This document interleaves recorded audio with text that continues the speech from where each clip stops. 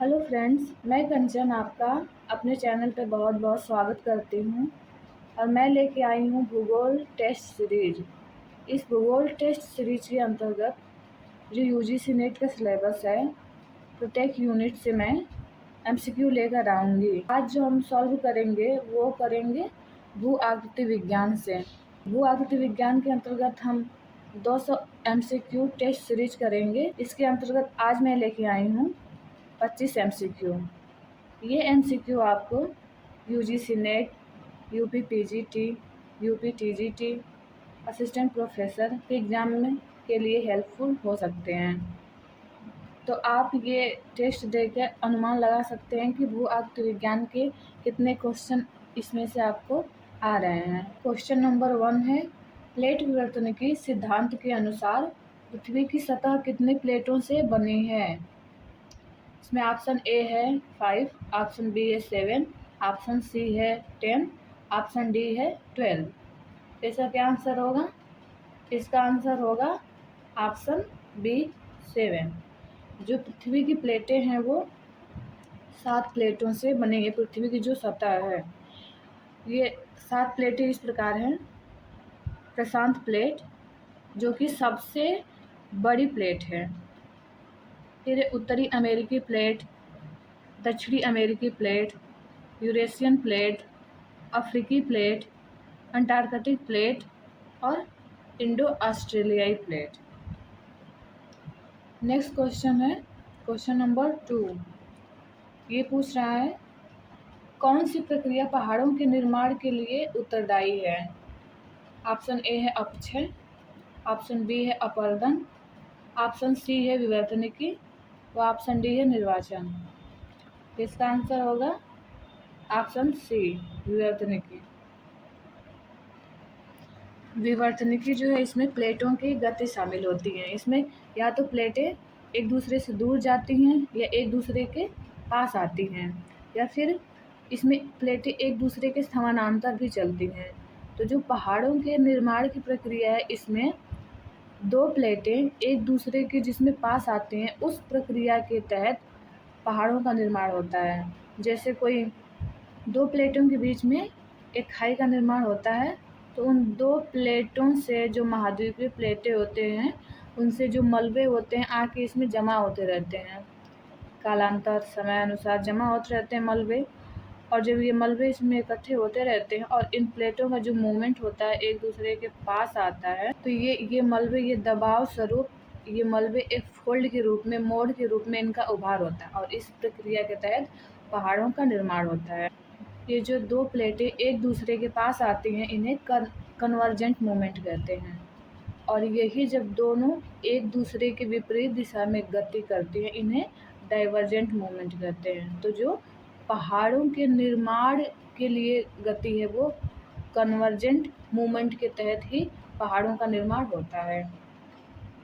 Next question देखते हैं। Next question है क्वेश्चन नंबर 3। ये पूछ रहा है कि डेल्टा का निर्माण किसके द्वारा होता है? इसमें ऑप्शन है ए नदियों द्वारा, ऑप्शन बी है वायुमंडलीय दाब द्वारा, ऑप्शन सी है महासागरों द्वारा, या डी है ग्लेशियरों द्वारा। तो डेल्टा का निर्माण किसके तहत होता है? इसका ऑप्शन होगा ए, नदियों द्वारा। नदियाँ जब प्रवाहित होकर अपनी युवावस्था, प्रौढ़ावस्था और उसके बाद वृद्धावस्था में प्रवेश करती है, तो डेल्टा का निर्माण वो अपने जो बिल्कुल ओल्ड स्टेज होता है, लास्ट स्टेज, उसमें डेल्टा का निर्माण करती हैं।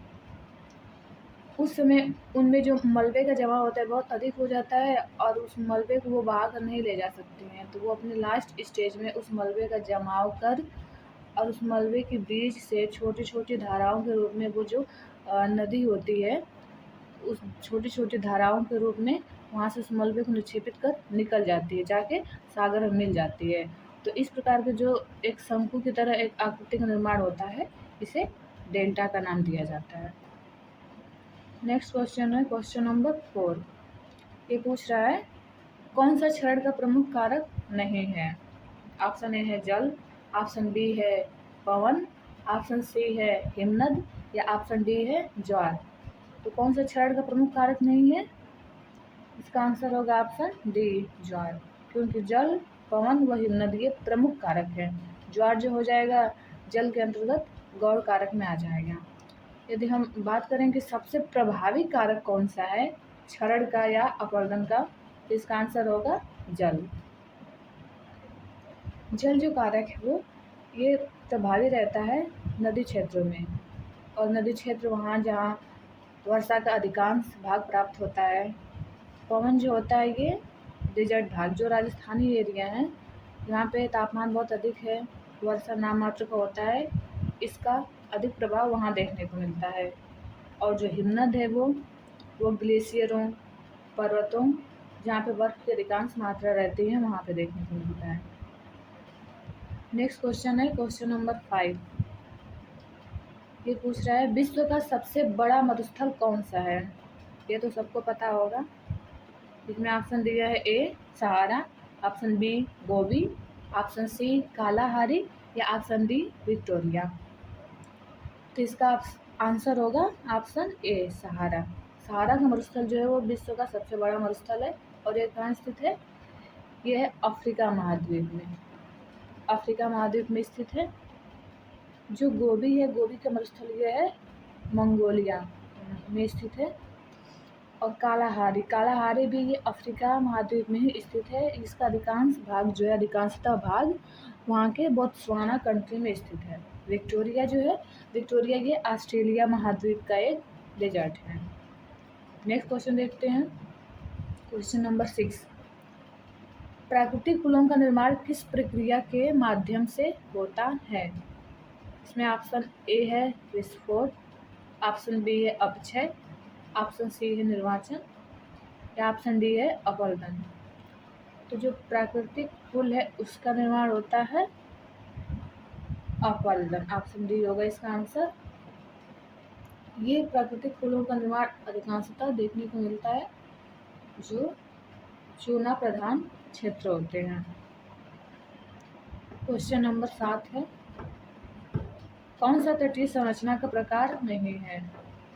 ऑप्शन ए है समुद्री चट्टानें, ऑप्शन बी है समुद्री आर्च, ऑप्शन सी है समुद्री गुफाएं या ऑप्शन डी है हिमनद कटाव। ये बहुत ईजी है, इसका आंसर आप लोगों को पता होगा। इसमें तटीय संरचना का प्रकार नहीं होगा, वो होगा ऑप्शन डी हिमनद। इसमें जो ये समुद्री गुफाएं होती हैं, जब समुद्री गुफाओं का कटाव इतना अधिक हो जाता है और उन समुद्री गुफाओं से हम आर पार देख सकते हैं, यानी इस पार से उस पार के जल को देख सकते हैं अभी किसी चीज़ को, तो इसे ये आर्क कहते हैं। यानी समुद्री गुफाओं के अधिक कटाव के द्वारा ही समुद्री आर्च का निर्माण होता है। क्वेश्चन नंबर 8 है बाढ़ का मैदान किसके द्वारा निर्मित होता है। ऑप्शन ए है पवन द्वारा, ऑप्शन बी है ज्वार द्वारा, ऑप्शन सी है नदियों द्वारा या ऑप्शन डी है हिमनद द्वारा। तो बाढ़ का मैदान किसके द्वारा निर्मित होता है, इसका ऑप्शन है सी नदियों द्वारा। नेक्स्ट क्वेश्चन देखते हैं क्वेश्चन नंबर 9। ग्लेशियरों द्वारा छोड़े गए अवसादों को क्या कहते हैं। ऑप्शन ए है मोरेन, ऑप्शन बी है लोएस, ऑप्शन सी है टिल या ऑप्शन डी है एलुवियम। तो ग्लेशियरों द्वारा छोड़े गए अवसादों को कहते हैं मोरेन। इसका आंसर होगा ऑप्शन ए। लोएस जो है ये वायु द्वारा निक्षेपित अवशेषों से निर्मित एक स्थलाकृति है। लोएस का सबसे विशाल मैदान देखने को मिलता है चीन में। टिल जो है, टिल एक प्रकार की हिमनद से निर्मित एक प्रकार की स्थलाकृति है। एलुवियम जो कि नदी द्वारा निर्मित है। क्वेश्चन नंबर 10 इसमें पूछ रहा है निम्नलिखित में से कौन सी पृथ्वी की परत का हिस्सा नहीं है। इसमें ऑप्शन ए है कोर, ऑप्शन बी है मेंटल, ऑप्शन सी है क्रस्ट या ऑप्शन डी है नाभिक। तो इसका आंसर होगा ऑप्शन डी नाभिक। जो कोर है ये पृथ्वी का सबसे आंतरिक हिस्सा होता है, मेंटल मध्यवर्ती और क्रस्ट सबसे ऊपरी भाग होता है। ये जो क्रस्ट होता है इसे हम स्थल मंडल के नाम से जानते हैं। स्थल मंडल, ये क्रस्ट जो होता है 2 प्लेटों में इसे हम के नाम से जान सकते हैं। जैसे एक होती है महाद्वीपीय प्लेट और एक होती है महासागरीय प्लेटें। जो महाद्वीपीय प्लेट होती है उसका घनत्व तो महासागरीय की अपेक्षा कम होता है, और महाद्वीपीय प्लेट महासागरीय प्लेट की अपेक्षा उसकी जो मोटाई होती है अधिक होती है, और महासागरीय प्लेट की मोटाई कम होती है। जो पर्वत, पठार या मैदान निर्मित होते हैं वे क्रस्ट के ही भाग होते हैं। जो मेंटल होता है, मेंटल भी 2 भागों में बटा रहता है। जो ऊपरी मेंटल होता है इसे लिथोस्फियर के नाम से जानते हैं, और जो लिथोस्फियर के नीचे का भाग होता है उसे एस्थेनोस्फियर कहा जाता है। जो लिथोस्फियर होता है वो अर्ध तरल अवस्था में, उसी में ये जो प्लेटें हैं, जो क्रस्ट की प्लेटें हैं वो जो या सागरीय हों, महासागरीय हों या महाद्वीपीय प्लेटें हैं, ये दोनों मेंटल में ही जो इसका लिथोस्फियर है उसमें गति करती हैं। इसी प्रकार जो कोर होता है ये भी 2 भागों में बटा हुआ है, एक आंतरिक कोर और एक बाह्य कोर। बाह्य कोर जो है ये भी अर्ध तरल अवस्था में है, और जो आंतरिक कोर है वो ठोस अवस्था में है। जो कोर है ये पृथ्वी के चुंबकीय क्षेत्र की उत्पत्ति के लिए जिम्मेदार है, और कोर से हमें ग्रह के यानी पृथ्वी के अभिवृद्धि के प्रारंभिक इतिहास के बारे में जानकारी मिलती है। नेक्स्ट क्वेश्चन देखते हैं, क्वेश्चन नंबर 11। ये पूछ रहा है कि किस प्रक्रिया के द्वारा समुद्री गुफाओं का निर्माण होता है। ऑप्शन ए है यांत्रिक अपक्षय, आंसर बी है रासायनिक अपक्षय, ऑप्शन सी है जैविक अपक्षय, या ऑप्शन डी है समुद्री अपरदन। तो समुद्री गुफाओं का जो निर्माण होता है वो होता है समुद्री अपरदन। इसका आंसर होगा ऑप्शन डी। नेक्स्ट क्वेश्चन है क्वेश्चन नंबर 12। नदियों द्वारा निर्मित वक्राकार आकृतियों को क्या कहा जाता है। ऑप्शन ए है घाटी, ऑप्शन बी है डेल्टा, ऑप्शन सी है ऑक्सबो झील, या ऑप्शन डी है पर्वत। तो नदियों द्वारा निर्मित जो वक्राकार आकृति होती है इसे कहते हैं ऑक्सबो झील। ऑप्शन सी इसका आंसर होगा। नदी जब अपने युवावस्था को पार कर प्रौढ़ावस्था में आती है तो मलबे का जमाव होता रहता है, उसके साथ मलबे आते ही रहते हैं। तो वो मलबे का जमाव जब उसके मोड़ पे जो वक्राकार आकृति में बहती है उस वक्राकार आकृति में अधिक हो जाता है, फिर इसका मार्ग यहाँ से इधर जो जल रहता है जमाव के कारण चेंज हो जाता है, और चेंज होकर मलबे का फिर वो अपना दूसरा मार्ग अपना लेती है, और एक साइड जो जल बचा रह जाता है वक्राकार आकृति में, इसे हम ऑक्सबो झील, ऑक्सबो लेक या गोखुर झील के नाम से जानते हैं, क्योंकि इसकी आकृति थोड़ी सी ये बैल के या गाय के खुर के आकार की हो जाती है इसलिए। नेक्स्ट क्वेश्चन देखते हैं, क्वेश्चन नंबर 13। ये पूछ रहा है कि लूनी नदी किस प्रकार की नदी है। इसमें दिया ऑप्शन, ऑप्शन ए है सदाबहार नदी, ऑप्शन बी है मौसमी नदी, या ऑप्शन सी है अंतः प्रवाही नदी, या ऑप्शन डी है बर्फीली नदी। तो लूनी किस प्रकार की नदी है, इसका आंसर होगा ऑप्शन बी मौसमी नदी। सदाबहार नदी वो वहाँ होती है जो जैसे ग्लेशियर रीजन है, वहाँ से नदी हमेशा जल उसको प्राप्त हो रहा है तो वो हमेशा बहती रहती है, उस प्रकार की नदियाँ सदाबहार नदियाँ कहलाती हैं। अब नेक्स्ट क्वेश्चन देखते हैं, क्वेश्चन नंबर 14। ये पूछ रहा है कि नदियों द्वारा काटे गए गहरे घाटियों को क्या कहते हैं। उसे ऑप्शन ए है कैनियन कहते हैं, या ऑप्शन बी डेल्टा कहा जाता है, या ऑप्शन सी बरखान, या ऑप्शन डी फ्लड प्लेन। तो नदियों द्वारा जो काटे गए जो गहरी घाटियाँ होती हैं उन गहरी घाटियों को हम कहते हैं canyon. Canyon option A, option A इसका सही आंसर होगा। यदि हम बात करें कि विश्व में सबसे बड़ा कैनियन किस नदी पे स्थित है, कहते हैं कि सबसे बड़ी नदी घाटी या सबसे बड़ी नदी गहरी घाटी किस नदी द्वारा निर्मित है जिसे हम कैनियन कहते हैं, तो वो इसका आंसर होगा कोलोराडो नदी। ये नदी जो है अमेरिका महाद्वीप में बहती है, और ये स्थित है अमेरिका के कैलिफोर्निया स्टेट में कह सकते हैं। वो कैलिफोर्निया की खाड़ी में ये नदी जाके गिरती है, कोलोराडो नदी। तो कोलोराडो नदी जो है ये विश्व का सबसे बड़ा कैनियन का निर्माण करती है। नेक्स्ट क्वेश्चन है क्वेश्चन नंबर 15। इसमें पूछ रहा है कि नदियों के किनारे बनने वाली रेत की जो ऊंची दीवारों को क्या कहते हैं। ऑप्शन ए है टिब्बा, ऑप्शन बी है बैंक्स, ऑप्शन सी है बरखान या ऑप्शन डी है प्राकृतिक लिली। तो नदियों किनारे बनने वाले रेत की ऊंची दीवारों को हम कहते हैं, तो इसका सही आंसर होगा ऑप्शन डी प्राकृतिक लिली। इस प्राकृतिक लिली को हम तटबंध के नाम से भी जानते हैं। इसे तटबंध कहा जाता है, बाढ़ का किनारा कहा जाता है या डाइक के नाम से भी जानते हैं। नेक्स्ट क्वेश्चन देखते हैं क्वेश्चन नंबर 16। नदियों द्वारा लाई गई मिट्टी के जमाव को क्या कहा जाता है, ये क्या कहते हैं। ऑप्शन ए है मोरेन, ऑप्शन बी है लोएस, ऑप्शन सी है टिल या ऑप्शन डी है एलुवियम। तो नदियों द्वारा लाई गई मिट्टी के जमाव को कहते हैं, ऑप्शन इसका होगा डी एलुवियम। इसका राइट आंसर होगा एलुवियम। नेक्स्ट क्वेश्चन देखते हैं क्वेश्चन नंबर 17। ये पूछ रहा है वह चट्टान जो लावा के ठंडा होने से बनती है क्या कहलाती है। इसका आंसर है ऑप्शन देखते हैं पहले। ऑप्शन ए आग्नेय चट्टान, ऑप्शन बी है तलछटी चट्टान, ऑप्शन सी है रूपांतरित चट्टान या ऑप्शन डी है प्रवाही चट्टान। तो वह चट्टान जो लावा ठंडे होने से बनती है वो कहलाती है आग्नेय चट्टान। इसका आंसर होगा ए आग्नेय चट्टान।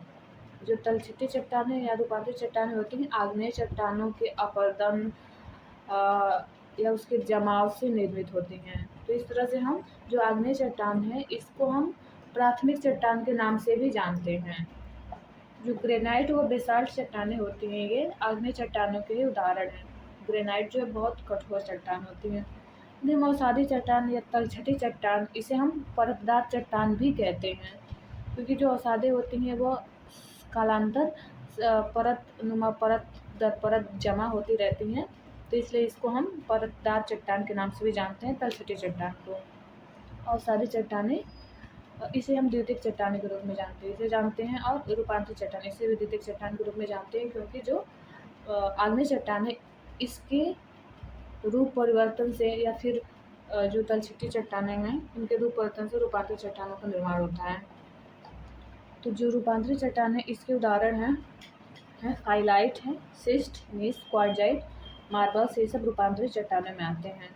यदि हम तलछटी चट्टानों की बात करें तो इसमें जो बलुआ पत्थर है, चूना पत्थर, सेल या खड़ी, ये सब तलछटी चट्टान के उदाहरण हैं। यदि हम चट्टानों का यदि विस्तार देखें कि पृथ्वी के धरातल पर सबसे अधिक विस्तार किस प्रकार की चट्टान का हमें देखने को मिलता है, तो वो है तलछटी चट्टान। जो अवसादी चट्टान है इसका विस्तार पूरे धरातल पे नदियों, सागरों, महासागरों या पूरे स्थल पे 75% भाग में इसका फैलाव देखने को मिलता है। नेक्स्ट क्वेश्चन देखते हैं क्वेश्चन नंबर 18। पृथ्वी की बाहरी परत को क्या कहा जाता है। Option A crust, option B mantle, option C core या ऑप्शन डी लिथोस्फीयर। इसका आंसर क्या है, इसका आंसर होगा option A crust.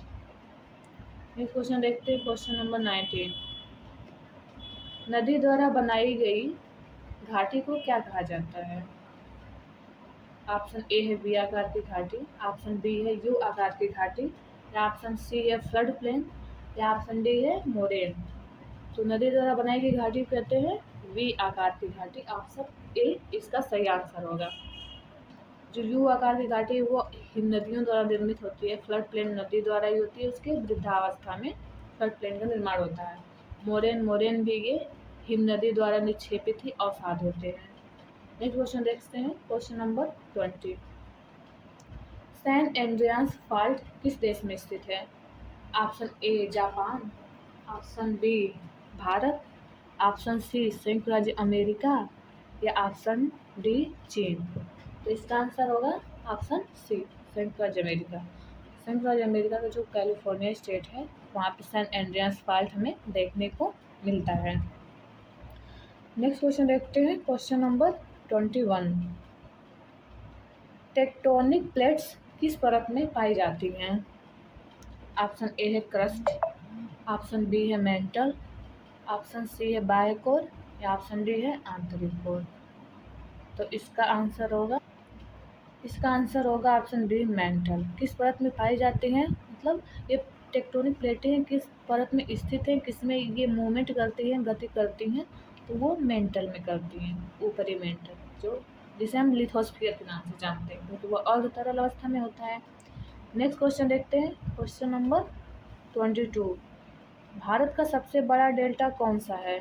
Option A Kaveri, option B Godavari, option C Ganga Brahmaputra delta, या ऑप्शन डी महानदी डेल्टा। तो इसका आंसर होगा option C Ganga Brahmaputra delta, जो भारत का नहीं पूरे विश्व का सबसे बड़ा नदी डेल्टा है, और ये बांग्लादेश और भारत दोनों देशों में स्थित है। ये जैव विविधता की दृष्टि से भी ये डेल्टा बहुत ही समृद्ध है, और इसमें जो मैंग्रोव या सुंदरी के वृक्ष पाए जाते हैं, वो सागरों द्वारा आई लहरों या कहेंगे चक्रवात या ये सब आते हैं, तो इससे जो तटों का कटाव होता है, उससे तटों के कटाव को रोकने में भी ये महत्वपूर्ण भूमिका निभाता है।